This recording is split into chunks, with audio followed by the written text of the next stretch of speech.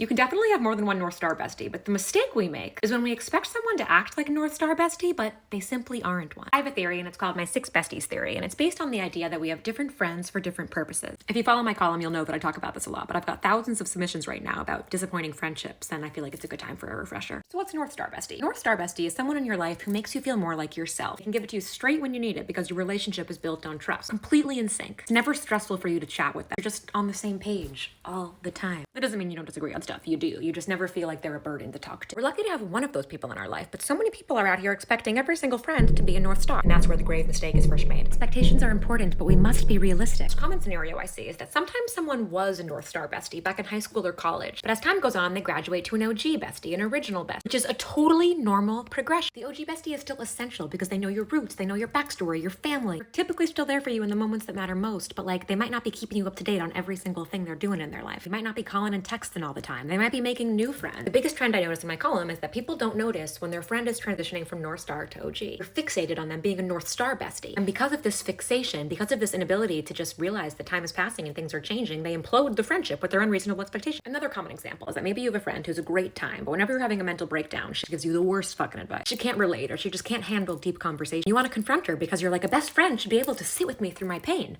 You're right, but a North Star bestie should be able to do that. Maybe not a good time bestie. Instead of bulldozing what can still be a great, meaningful friendship, just allow her to be a good time bestie instead of expecting her to be a North Star. This is not about lowering our expectations to the point where we have no good friendship. It is about being more self-aware. If there's a friendship that you're super disappointed by, you're not understanding why things are changing, and you want to confront them for why things have changed, and why aren't you calling me all the time?